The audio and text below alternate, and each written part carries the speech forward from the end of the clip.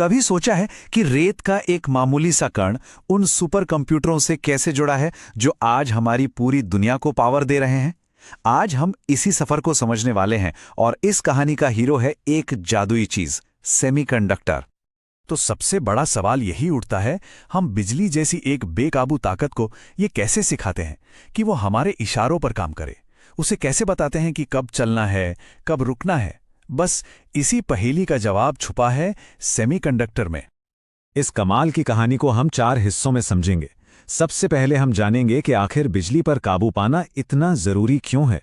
फिर हम देखेंगे कि कैसे एक सादे से क्रिस्टल को हैक करके एक स्मार्ट टूल बनाया जाता है। इसके बाद हम बिजली के लिए एक वन वे गेट या एक तरफा दरवाजा बनाना सीखेंगे और आखिर में हम देखेंगे कि कैसे यही छोटा सा दरवाजा हमारी पूरी डिजिटल दुनिया की नींव बनता है।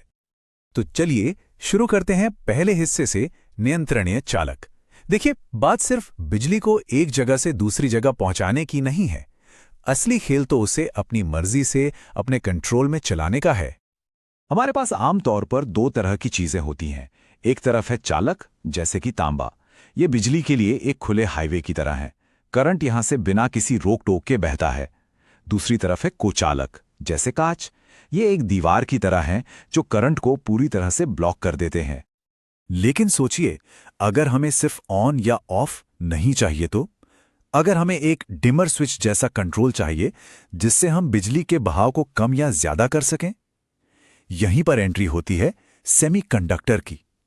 ये वो तीसरा जादुई विकल्प है। तो सवाल ये है कि ये जादुई कंट्रोल आता कहां से है? और यहीं से शुरू होता है हमारा दूसरा हिस्सा, क्रिस्टल की हैकिंग। अब हम देखेंगे कि कैसे एक बिल्कुल शुद्ध क्रिस्टल के साथ थोड़ी सी छेड़छाड़ करके उसे हमारी डिजिटल दुनिया की सबसे जरूरी चीज बना दिया जाता है। अपनी नेचुरल हालत में एक शुद्ध सिलिकॉन क्रिस्टल बहुत अच्छा कंडक्टर नहीं होता। कमरे के तापमान पर थोड़ी गर्मी की वजह से कुछ इलेक्ट्रॉन अपनी जगह छोड़ देते हैं और जहां से इलेक्ट्रॉन निकलता है वहां एक खाली जगह बन जाती है जिसे हम होल कहते हैं। लेकिन इससे इतना कम करंट बहता है कि वो हमारे किसी काम का नहीं। और यहीं पे आता है वो क्रांतिकारी आइडिया जिसने सब कुछ बदल दिया। अगर हमें शुद्ध क्रिस्टल में जानबूझकर बहुत नपे तुले तरीके से कुछ मिलावट कर दें तो इस प्रोसेस को कहते हैं डोपिंग। ये ठीक वैसा ही है जैसे किसी खाने का स्वाद बदलने के लिए उसमें बस एक चुटकी मसाला मिलाना। और दिलचस्प बात यह है कि हम 2 तरह की मिलावट कर सकते हैं। जब हम फास्फोरस जैसी चीज मिलाते हैं जिसके पास एक फालतू इलेक्ट्रॉन होता है तो क्रिस्टल में ढेर सारे फ्री इलेक्ट्रॉन घूमने लगते हैं।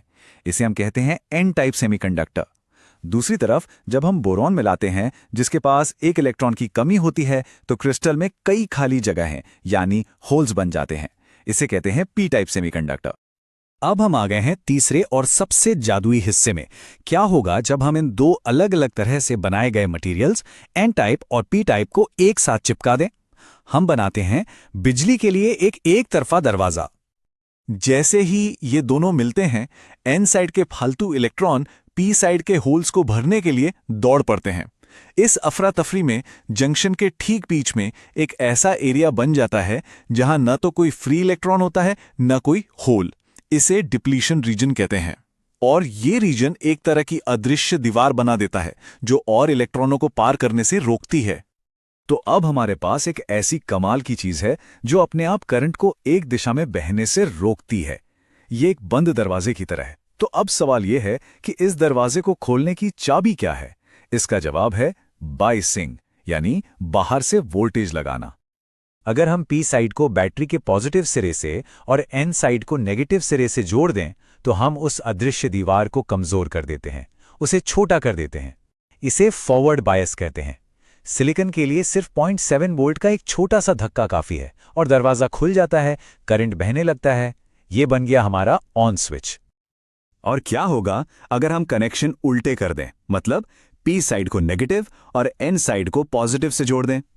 तो हम उस दीवार को और भी ज्यादा मजबूत और चौड़ा बना देते हैं। इसे रिवर्स बायस कहते हैं। अब दरवाजा कसकर बंद है और करंट का बहना लगभग नामुमकिन हो जाता है। यह बन गया हमारा ऑफ स्विच। तो ठीक है, हमने बिजली के लिए एक ऑन ऑफ स्विच बना लिया है। अब आते हैं आखिरी और सबसे जबरदस्त हिस्से पर। यह छोटा सा गेट हमारे फोन से लेकर बड़े बड़े सुपर कंप्यूटर तक हर चीज का दिमाग कैसे बनता है। ये जो पीएन जंक्शन है ना, यह अकेला नहीं है, इसका पूरा एक परिवार है। इसका सबसे सरल रूप है डायोड। लेकिन इसी बेसिक आइडिया पर ज़ेनर डायोड, ट्रांजिस्टर और डिजिटल दुनिया को चलाने वाले लॉजिक गेट्स भी बने हैं। ये सब इसी एक बुनियादी चीज के अलग अलग रूप हैं। और सबसे हैरान करने वाली बात पता क्या है? इनका साइज। टेक्नोलॉजी ने हमें इन स्विच को इतना छोटा बनाने की ताकत दी है कि एक नाखून के बराबर चिप पर 10 लाख से भी ज्यादा डिवाइस पैक किए जा सकते हैं। यही वजह है कि आज हमारे फोन इतने पावरफुल हैं। तो इसका हमारी रोज की जिंदगी पर क्या असर पड़ता है? आपके फोन का चार्जर जो एसी करंट को डीसी में बदलता है, वो इन्हीं डायोड से काम करता है। आपकी टीवी स्क्रीन और घर की एलईडी लाइट्स भी इसी तकनीक पर चलती हैं।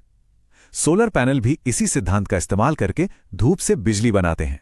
और हां, हर स्मार्ट डिवाइस का दिमाग यानी चिप इन्हीं करोड़ों अरबों पीएन जंक्शनों से बना है। तो याद रखने वाली सबसे जरूरी बात यह है कि ये एक छोटा सा पीएन जंक्शन ही वो नींव है, वो बिल्डिंग ब्लॉक है जिस पर आज की मॉडर्न इलेक्ट्रॉनिक्स की पूरी शानदार इमारत खड़ी है। पीएन जंक्शन 20वीं सदी का वो क्रांतिकारी आइडिया था जिसने हमारी दुनिया को हमेशा के लिए बदल दिया। यह हमें सोचने पर मजबूर करता है कि 21वीं सदी में ऐसा कौन सा मौलिक बिल्डिंग ब्लॉक होगा जो अगली तकनीकी क्रांति को जन्म देगा।